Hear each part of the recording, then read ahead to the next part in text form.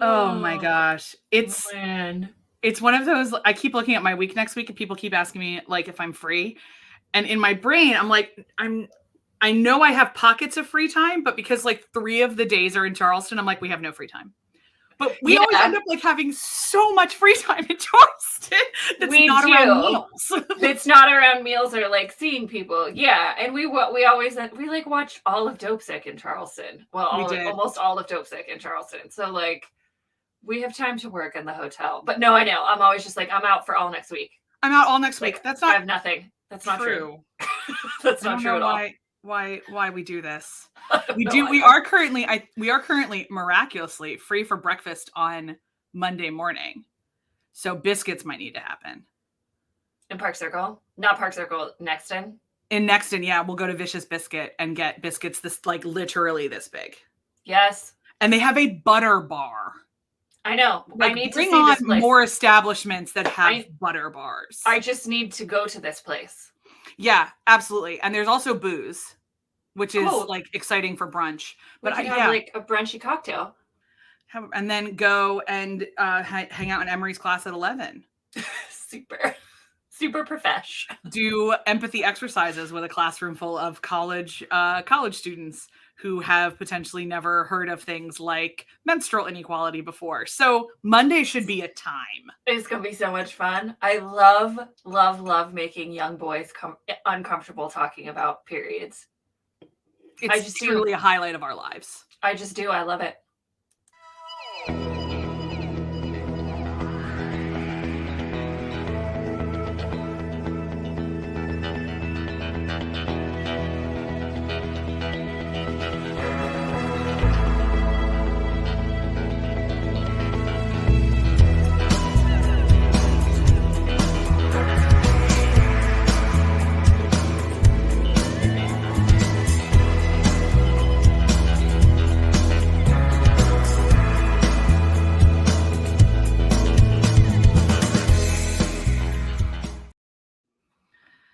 Okay.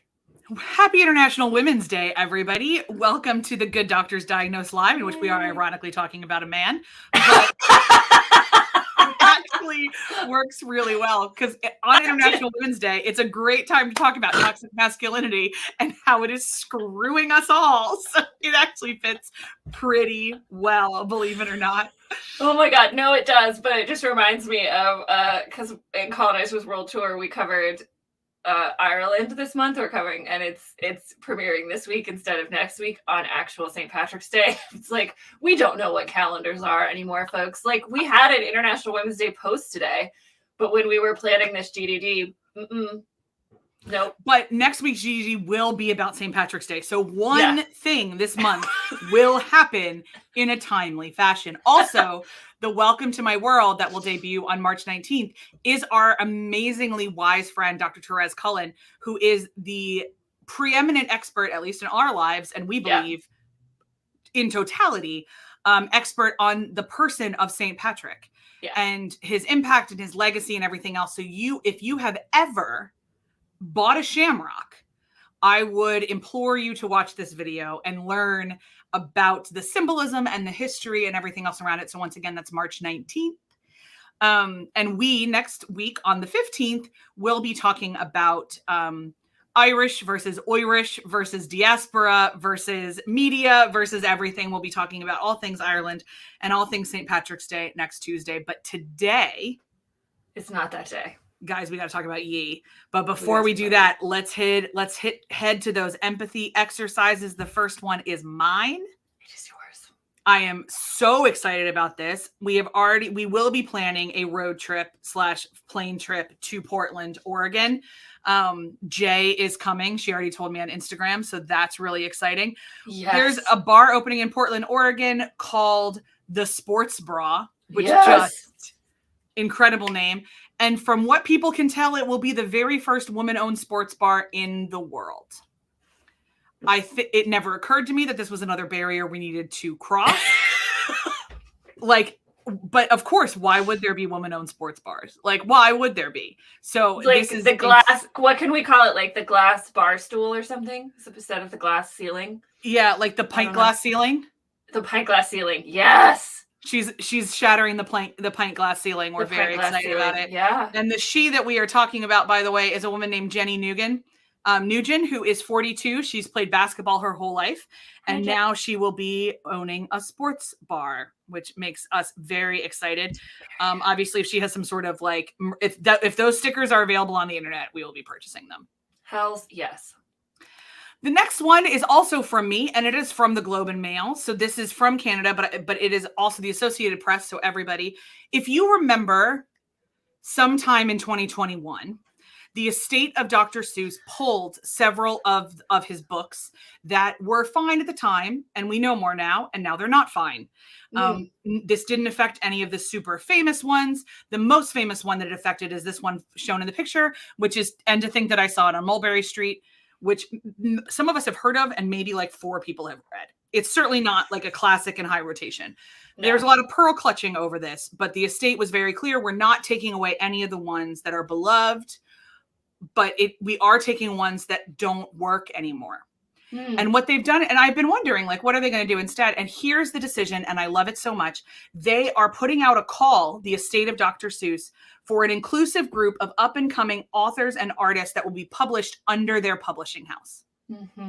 So this is like Rick Riordan, who I've talked about on Abbey Research Reads, and James Patterson, who turned their massive estates and social cachet into spaces for inclusivity and new voices. The estate of Dr. Seuss will be doing the same thing. And I can't think of a better steward of children's stories to be able to expand into new spaces like this. I can't wait for the next Lorax. I know. I'm so excited. Ironically, I saw that article and I was like, this would make a great empathy exercise. And I copied the link and I went to put it into Slack, and like literally you were like right above it. And I was like, great minds, great minds. But the next one is mine. And this comes from our Canadian correspondent, Jay, who helped me out with some empathy exercises yesterday on Instagram. So doing the Lord's work, Jay. But I got this one in my Twitter DMs. And very exciting news that in British Columbia, in Canada, high school students will soon be required to complete Indigenous-focused coursework in order to graduate. Which is just, along the lines of inclusivity. There's Indigenous folks all over British Columbia. They were there before the Canadians and the British and the white settlers got there. And it is supposed to deepen students' understanding of the experiences, cultures, histories, and knowledges of Indigenous people. So super excited to see it. We would love to see that happen everywhere else. There's Indigenous folks. Especially here in the United States. It's very piecemeal what history people get, if any, about the original inhabitants and stewards of the land that we live on. So excited to see this in British Columbia. Hope it happens. I hope this is the start of a tidal wave of Indigenous-focused school work. Honestly, we have 4 kind of happy empathy exercises this week, but we do have one womp. Yeah, this is the womp womp one. And I put this in there just because we should talk about it. Because we need to talk about Cosby, because we will be talking about the docuseries, 4-part docuseries. We need to talk about Cosby after our Bridgerton coverage. We like to kind of play table tennis between the kind of coverage we do. And so we were like, whoa, we did a bunch of depressing stuff with Dope Sick and The Pharmacist. And we were like, and then The Dropout. But then we have Bridgerton. And we're like, okay, so what's on the other side of the table from Bridgerton? Bill Cosby. But the Supreme Court, the United States Supreme Court, announced literally yesterday that it will not review the sexual assault case against Bill Cosby, leaving in place a decision from Pennsylvania's highest court that vacated his 2018 conviction and freed him from prison last June. So what this means is he's basically a free person. On a technicality. Yeah. And this article goes into the violation of his due process rights, which, by all accounts, they were violated. And we do have laws for a reason. But I hope that intrepid prosecutors out there can find a different way to hold Mr. Cosby accountable. And if they can't, his actions with him, I hope they have learned the lessons from the mistakes made in his case. Yeah. So that no one, as I listen to some legal experts on YouTube, which is where I get all my legal information, it does sound like this one, because of some of the decisions that the district attorney in Montgomery County made, there's not a lot of hope in this particular case. But there is a lot of, hey, don't ever do this again. So it's also very clear, and we want to say this in case you missed this coverage last year, this does not mean he is not guilty. The courts are not saying he is not guilty. The courts are simply saying that his due process was violated and therefore he cannot be in prison. And if I'm really honest, empathy educator moment, if his due process was violated, we want him to not be in prison. The issue is that we still want him in prison because he's guilty. And this is where this is messy.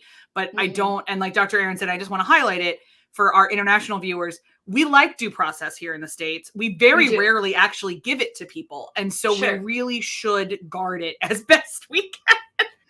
Yeah, and this is so interesting because I just remember this as you were talking about this. John Oliver's latest episode this week of Last Week Tonight was all about wrongful convictions and how hard it is to overturn a wrongful conviction, and how just absolutely flipping broken the system is, in that it would rather keep people incarcerated even with mounting evidence that they did not commit the crime they were convicted of.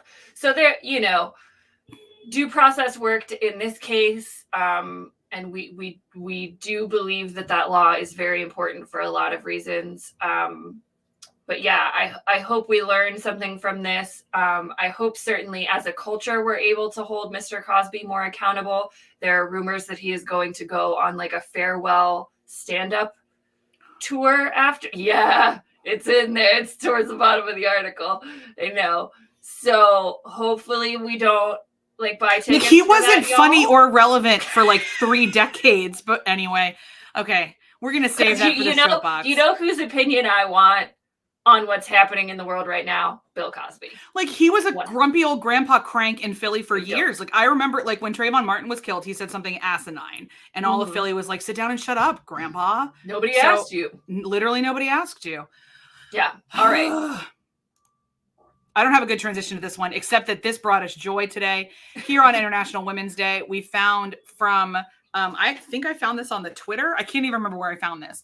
But the website Campaign, which is a PR and marketing website based in the UK, has shown that in London, there was it's called CPB London, which I don't know what that stands for, but they did a billboard campaign today. And the two that are on the screen are black and white images that look like Cards Against Humanity cards. Yes. And one of them says, imagine a CEO. Is it a man? And the other one says, imagine someone crying in the office. Is it a woman? And both of those are such black and white, but also really clear and really simple questions that everyone should ask ourselves about implicit bias. Especially because in the UK, about 40% of 5 to 11-year-olds believed that women should stay home. Yeah. So this isn't a problem that is going away with the upcoming generation. So it's definitely something we need to fight. Yeah, and the theme for International Women's Day this year is breaking the bias or break the bias. So I know that there were a lot of campaigns focusing on that element of gender bias. So excited to see this. Love to see creativity. People are going to look at those because a lot of us folks play Cards Against Humanity, or those are just impactful visual images. Yeah. And it's a great way to plant some seeds to get people thinking about the unconscious ways they think about humans who are different than them. So now we're going to talk about the main topic. I'm going to flash this image that we found on Twitter really briefly, which is a question that's going around on a lot of social media. It's been sent to me by a couple people. But so the question is, and we're going to break down a lot of what is happening with Ye, who we were going to call Kanye because I don't have energy for Ye. But the question asked by Zoe and Pants is, so is Kanye going to be put under conservatorship or is that just a thing done to women? It's going to leave that there and begin our conversation. Yeah. I mean, this is, we talked about it last week. It was our lone empathy exercise, or 2 weeks ago. I don't quite remember because time means nothing. Where we spent a good 15 minutes unpacking the story so far, but too long didn't read. Kim Kardashian and Kanye West are now divorced as of last week, but separated last year. And Kim filed for divorce. And then it was rumored and images started appearing that she was dating Pete Davidson, who's an actor on SNL. He's a cast member on Saturday Night Live. And around the Super Bowl specifically, we started to get a lot of online hate from Ye directed at Pete Davidson. He was tweeting, or I don't know, on Instagram, he was talking to his fans about that they should yell and scream in Pete's face when they see him in public.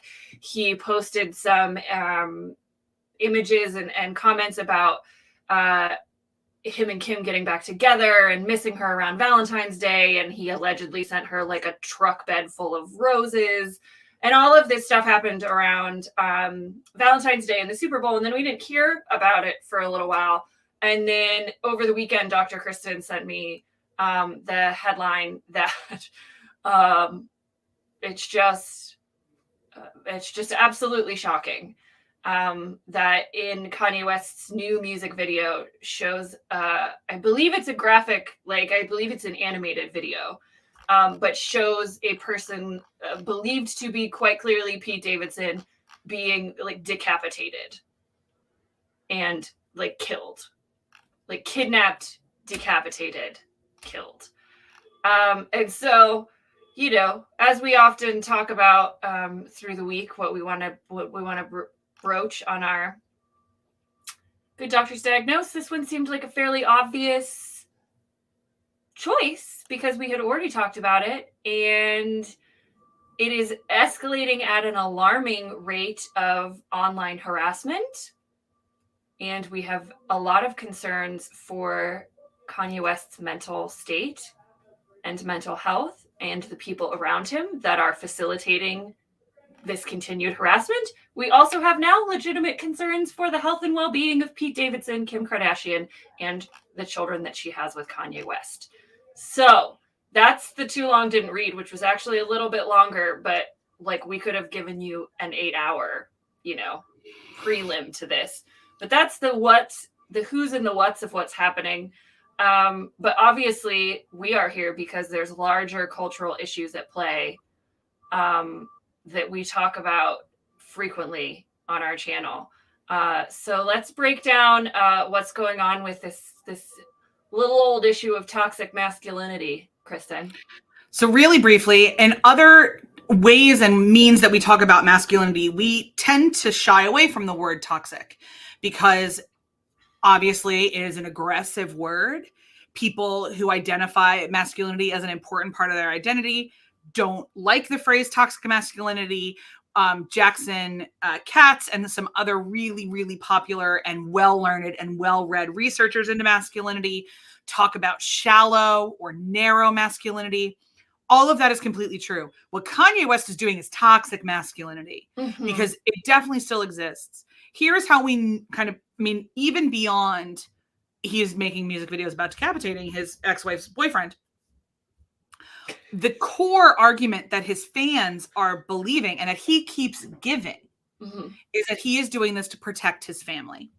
That is because he loves his wife. Because he loves his wife and he's going after his family and he's protecting his family and saving his family and blah, blah, blah, blah, blah.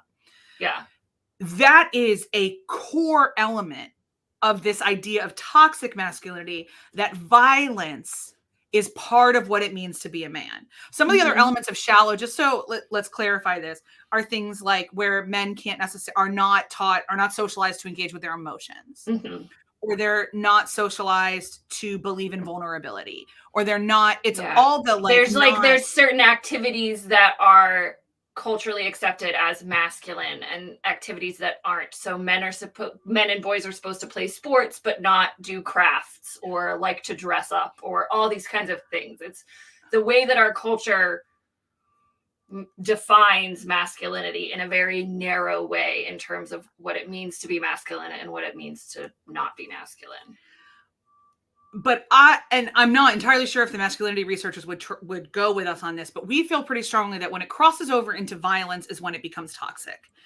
And that is because so the shallow and narrow masculinity really does rob all of humanity of life. It robs its potential, like of everybody's potential. Yeah. Thank you. That's the word I was looking for. It's okay. But what toxic masculinity does is actually put us in physical danger. Mm-hmm. And it's not just women it's putting in physical danger, although let us remind you of the oft ad-libbed joke, men are afraid that women will make fun of them, women are afraid that men will kill them. It is not untrue. It is a constant thing. I actually just said it to a gentleman on a podcast last week, and he looked at me like, really? I was like, oh, this isn't common knowledge yet? Okay, we'll still keep saying it. Okay, we're going to keep saying that one. I'm going to keep saying that one. He was lovely and earnest and asking me about sexual assault. So if he hadn't heard about it, we need to keep saying that phrase. Anywho's what's it's. His logic that any means necessary, including the dehumanizing violence of Pete Davidson, is part of how he loves his ex. Now he won't use ex. Part of how Kanye claims he loves his wife is toxic AF.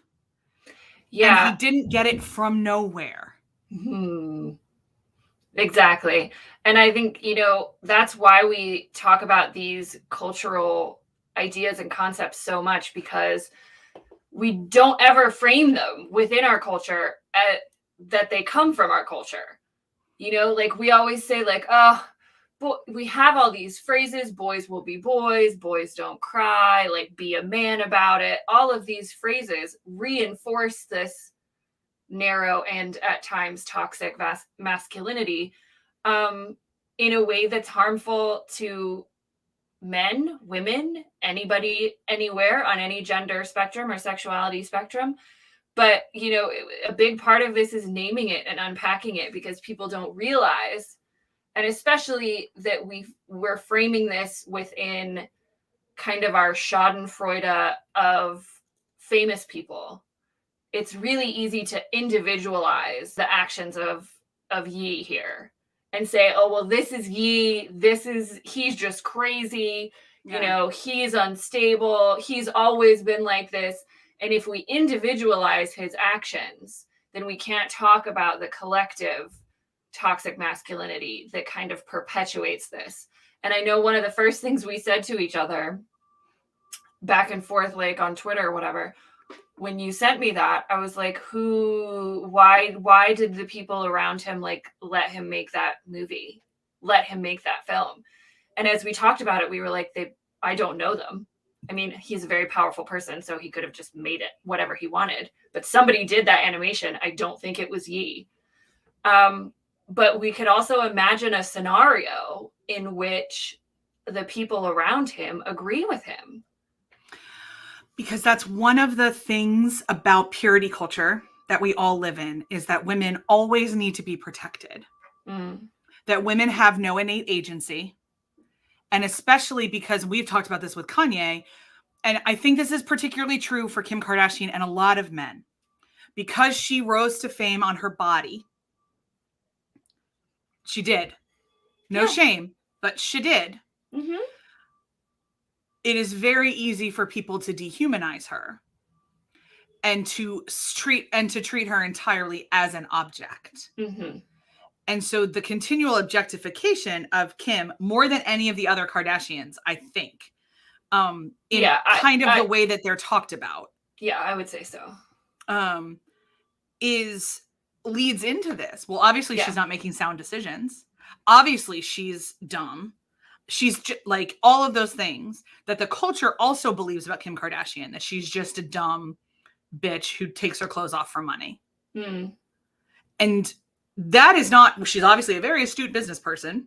Even if she does take her clothes off for money, she is a human person who has value and consent about taking those clothes off. Choice. Yeah. And she made vows, and she gets to choose no to them. Yeah. She gets to walk away. That was a mutual consent relationship. And, you know, from what we're seeing in public, he appears to have broken the like protect and love vows from what she would interpret that as.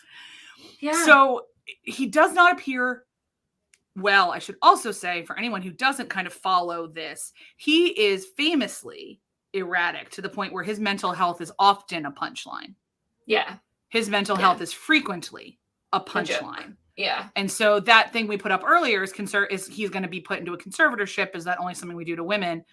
It's a really great point, but also like Kanye doesn't have parents to do what the Spearses did to Britney. So he's not going to be put into a conservatorship.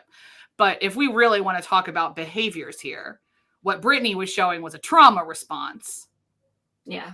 And what Kanye is showing very does legitimately appear to be some sort of mental health issue that is potentially causing safety issues for those around him. Around him. So entirely based on what we can see, there's criteria for being sectioned.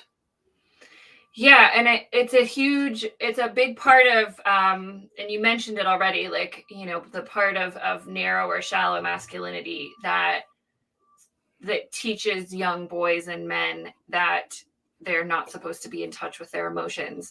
But we also know, like, globally, there is a huge mental health crisis with boys and young men and adult men, like men of all ages, because of this cultural norm that they are not supposed to engage with their emotions, that mental health issues or mental health crises mean that you are weak or less of a man, or all of these things. And so, you know, obviously we are not mental health professionals,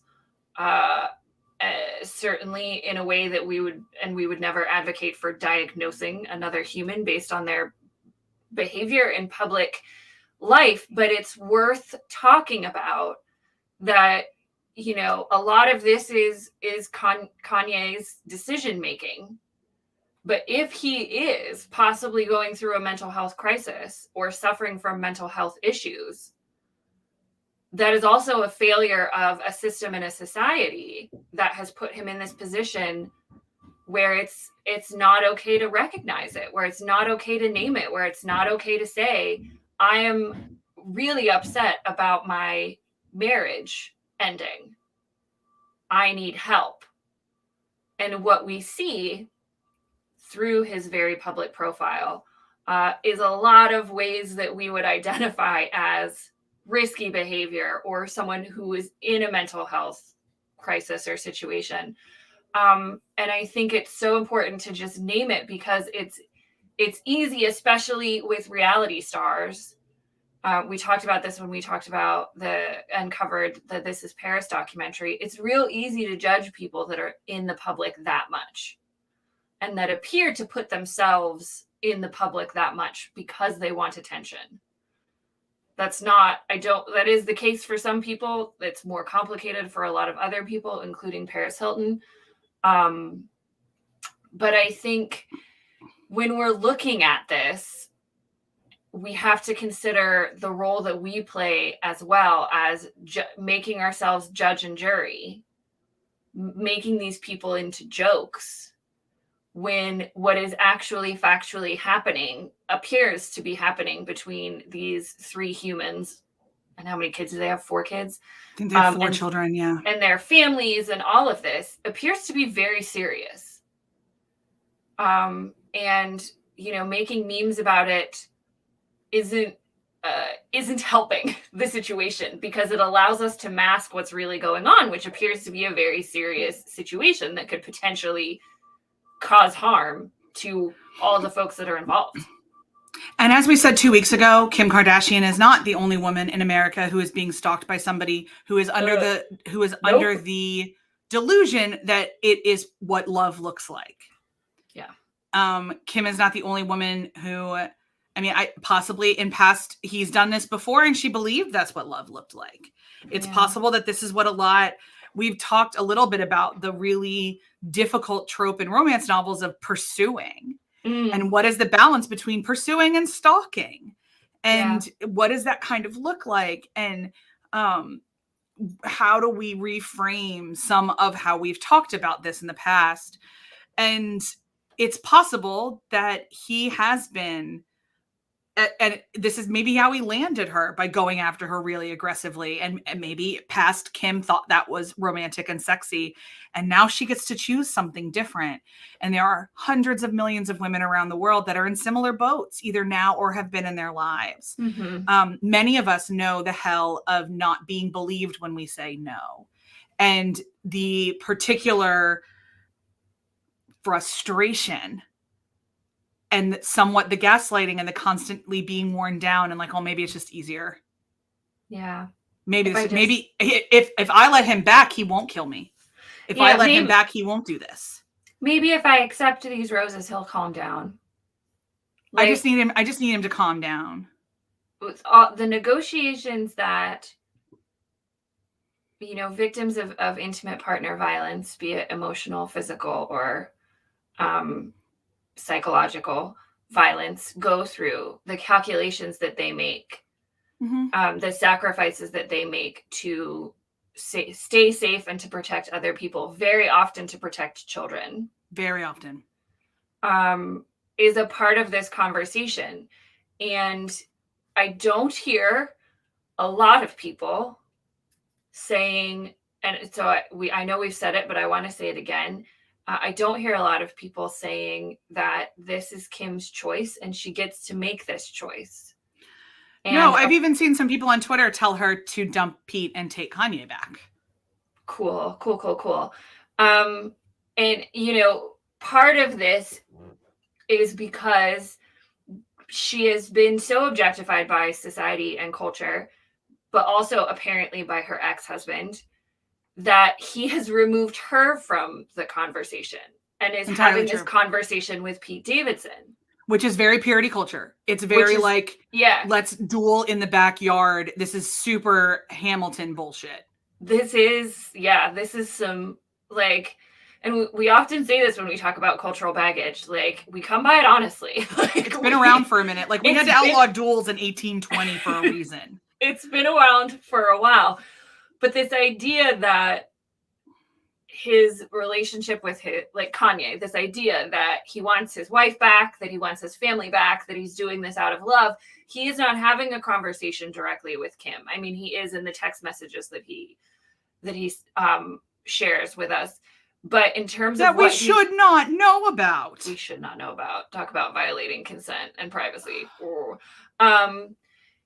But the conversation he's having with his fan base is a conversation that he's having with Pete Davidson, who has, by any evidence, not consented to be a part of this conversation. Like, just because he's dating Kim Kardashian does not mean he needs to be a part of a conversation with her ex-husband about her relationship with her ex-husband. Like, and we should also say, by every account, like, the last super public relationship he had was with Ariana Grande, who, like, when they broke up was very much like, it just didn't work out. Pete's a great guy. Like, he just seems like a mensch. Like, he just seems like a good dude.